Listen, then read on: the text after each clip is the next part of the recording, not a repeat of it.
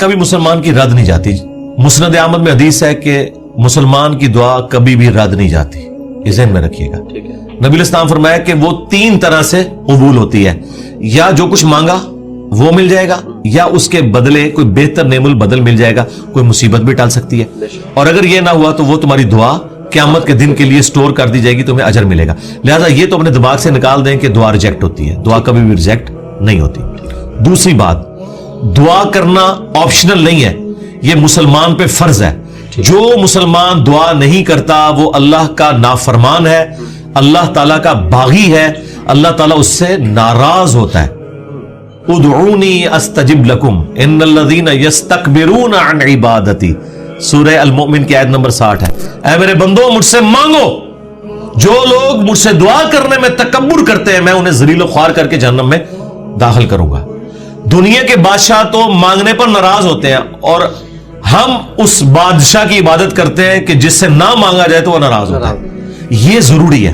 اچھا, جامعہ ترمذی میں حدیث ہے, نبی علیہ السلام نے فرمایا کہ جو چاہتا ہے نا کہ مشکل اور پریشانی میں اس کی دعا قبول ہو, اسے چاہیے کہ جب حالات فیوریبل ہوں اس وقت بھی اللہ کو یاد کرے.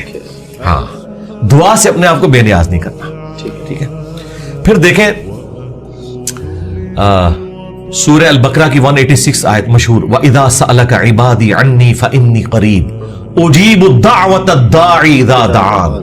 ہاں, اے نبی صلی اللہ علیہ وآلہ وسلم, جب میرے بندے آپ سے میرے بارے میں پوچھیں تو آپ فرمائیں میں تمہارے بالکل قریب ہوں, ہر پکارنے والے کی پکار کو سنتا ہوں, لیکن فَلْيَسْتَجِيبُوا لِي, ان کو بھی تو چاہیے کہ میرا حکم مانے, وَلْيُؤْمِنُوا بِي, اور مجھ پر ایمان لائیں, لَعَلَّهُمْ يَرْشُدُونَ, تاکہ یہ کامیاب ہو سکیں. تو یہ ون وے ٹریفک نہیں میرے بھائی, یہ دونوں طرف سے ہے.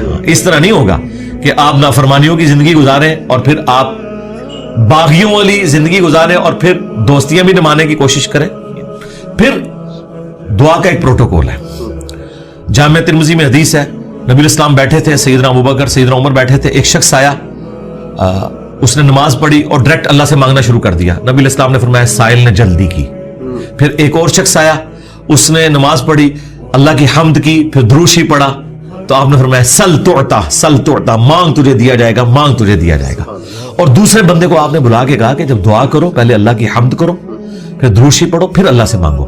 اور نماز میں دیکھیں پہلے ہم اللہ کی حمد کرتے ہیں, التحیات للہ والصلوات والطیبات, پھر سلام عرض کرتے ہیں, اس کے بعد دروشی پڑھتے ہیں, اور اینڈ پہ دعا. یہ پروٹوکول ہے دعا کا, یہ طریقہ ہے دعا کرنے کا.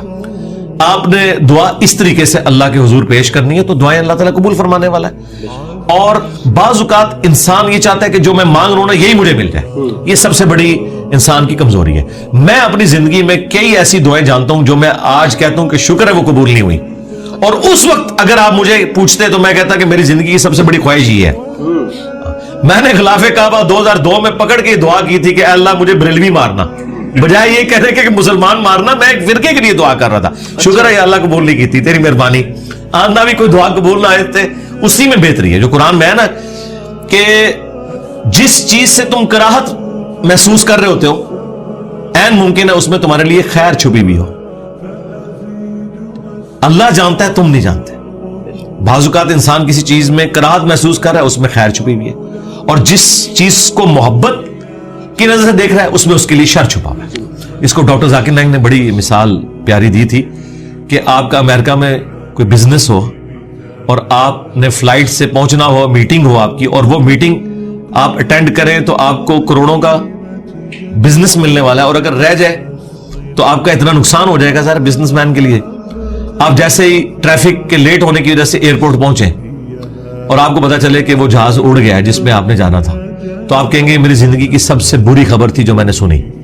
اور اسی گاڑی میں واپس آتے ہوئے آپ کو خبر ملے کہ وہ جہاز کریش کر گیا, تو آپ کہیں گے وہ میری زندگی کی سب سے بہترین خبر تھی جو میں نے اس وقت سنی تھی, شکر ہے میں نہیں بیٹھا اس میں. ایک ہی خبر تھوڑی دیر پہلے زندگی کی بدترین خبر تھی اور اگلے لمحے وہ سب سے اچھی. اچھا, اس چیز کو اللہ نے قرآن میں حضرت موسیٰ اور خضر کے واقعے میں سمجھایا ہے جس میں وہ ایک بچے کی گردن مروڑ دیتے ہیں. وہ یہ نہیں ہے کہ یہاں کو پیر بچوں کی گردنیں مروڑیں گے, وہ فرشتہ تھا, وہ حضرت اسرائیل والا کام کر رہا تھا, اس کو اللہ تعالیٰ نے اتنی عمر بچے کو دینی تھی. لیکن اس کے جواب میں انہوں نے کیا کہا کہ تمہارے رب نے ارادہ کیا کہ اس سے بہتر اولاد انہیں دے, کیونکہ اس اولاد نے ذلیل کروانا تھا ماں باپ کو. تو مسئلہ تقدیر سمجھایا گیا نا کہ اگر کوئی تکلیف پہنچتی ہے تو آپ کو نہیں پتا. اور واصف علی واصف صاحب کہتے ہیں میں ایک دفعہ داتا دربار بیٹھا ہوا تھا, ایک بندہ دعا کر رہا تھا یا اللہ جو 25 سال پہلے میں نے دعا مانگی تھی وہ واپس لے لے, یہی وہ ریپیٹ کر رہا تھا. تو میں نے اسے بعد میں پوچھا کہ یہ آپ کیا بات کر رہے ہیں؟ تو کہنے لگا میری بیٹیاں ہی تھیں, ساری اچھی نکلی ہیں, لیکن میری تسلی نہیں ہوتی تھی. 25 سال پہلے میں نے ایک بیٹا مانگا رو رو کے, کتنی منتوں سے مرادوں سے, اور وہ چرس اور ہیروئن کے نشے میں پڑ گیا تو گھر کا سارا سامان اس نے بیچ دیا. تو بڑا بہتر کیا تھا اللہ نے جو مجھے بیٹا نہیں دیا ہوا تھا, تو یا اللہ وہ دعا واپس لے لے.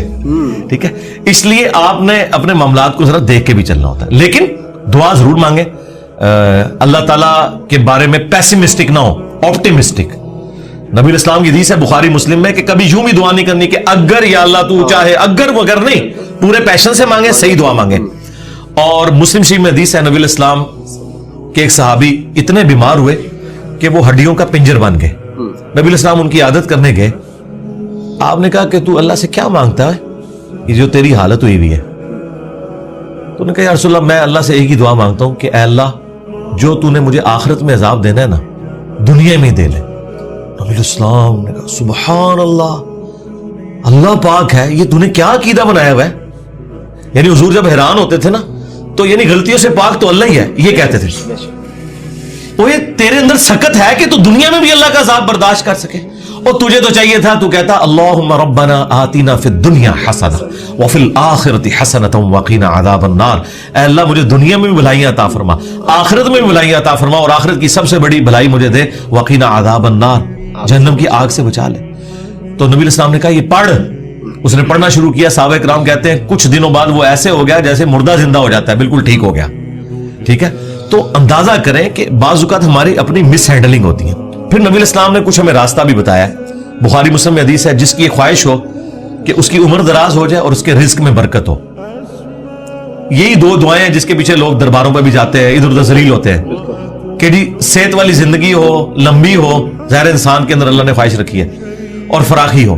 نبی الاسلام نے دونوں چیزیں گنوائی. بخاری مسلم کے الفاظ ہیں جو یہ چاہتا ہے نا وہ اپنے رشتہ داروں کے ساتھ اس نے سلوک کرے, شریکہ نال. پنجابی کہیں شریکہ نال, کیونکہ انسان دوسروں میں لگا لیتا ہے, شریکہ نو نہیں دیتا. جدھر یعنی آپ کے وہ کامن انٹرسٹ ہوتے ہیں نا, وہ شریک ہوتے ہیں نا وہ, اس لیے آپ دیکھیں یہ سارے تعویذ دھاگے بھی شریک کرواتے ہیں. کبھی کسی محلے دار نے کسی پہ تعویذ نہیں کرایا, وہ آپ کی شریک ہی کروا رہے ہوتے ہیں.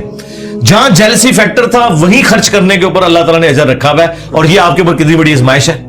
جہاں آپ خرچ نہیں کرنا چاہتے وہاں آپ نے خرچ کرنا ہے.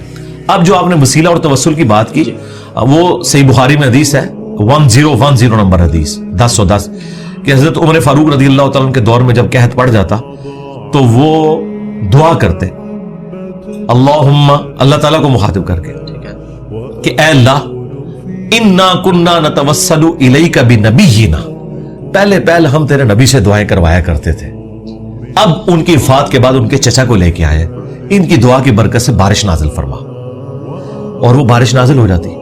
یہ حضرت عمر نے امت کو عقیدہ دیا ہے کہ توسل اور وسیلہ یہ نہیں ہے کہ کسی کے واسطے آپ نے ڈالنے اللہ کو, بلکہ یہ ہے کہ اس نیک بندے سے جا کے دعا کروانی ہے. بخاری مسلم میں ہے کہ بارش نہیں ہوتی تھی, صحابہ کرام نبی الاسلام سے دعا کرواتے تھے, دعا کی برکت سے بارش ہو جاتی تھی.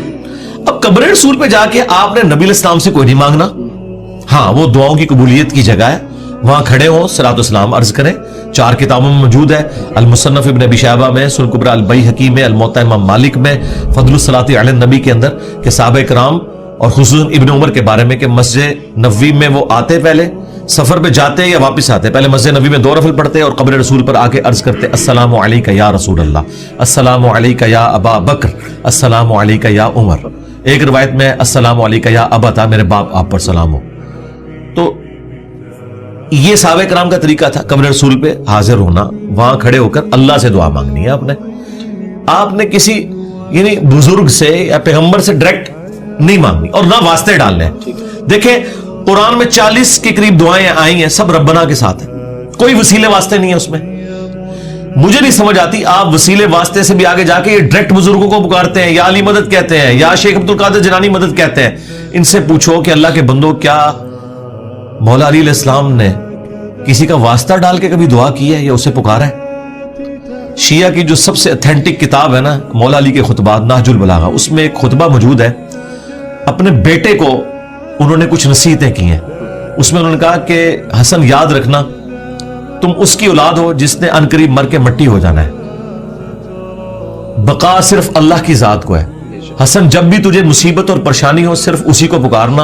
اور اے میرے بیٹے حسن یاد رکھنا اللہ کی بارگاہ وہ ہے جس میں اس نے اپنے لیے کوئی دربان بھی مقرر نہیں کیا.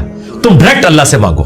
اب مجھے بتائیں اگر یا علی مدد کا عقیدہ ہوتا تو سب سے پہلے وہ اپنے بیٹے کو سکھاتے حسن ابن علی کو. اگر حسن ابن علی کو یا علی مدد کا عقیدہ نہیں سکھایا گیا تو باقی تو شاہی کوئی نہیں. پھر یہ سارے انہوں نے گھڑے ہوئے عقیدے. ہاں آپ یہ کہہ سکتے ہیں اے اللہ جو تجھے اپنے نبیوں سے ان کے اہل البیت سے ان کے صحابہ سے محبت ہے میں اس محبت کا وسیلہ تجھے پیش کرتا ہوں کہ میرا یہ کام کر دے. یہ اللہ کی صفت کا وسیلہ ہوگا. وَلِلَّهِ الْأَسْمَاءُ الْحُسْنَى فَادْعُوهُ بِهَا. اللہ کا اپنے پیغمبروں سے محبت کرنا یہ اللہ کی صفت ہے. اس کا آپ وسیلہ پیش کر سکتے ہیں. اس طرح نیک اعمال کا وسیلہ وَاسْتَعِينُوا بِالصَّبْرِ وَالصَّلَاةِ نماز اور صبر کے ذریعے اللہ کی مدد چاہو. بالکل آپ وسیلہ پیش کریں. وہ 3 لوگ وہ غار میں پھنس گئے تھے بخاری مسلم میں آتا ہے انہوں نے اپنے عمل کا وسیلہ پیش کیا. یہ آپ کریں بالکل کریں. اس میں تو کوئی شک والی بات نہیں. لیکن یہ جو واسطے ڈالنا فلانے دا صدقہ یہ کوئی ثابت نہیں میرے بھائی. اس طرح کی کوئی روایت اصول محدثین کے اوپر صحیح نہیں ہے جی.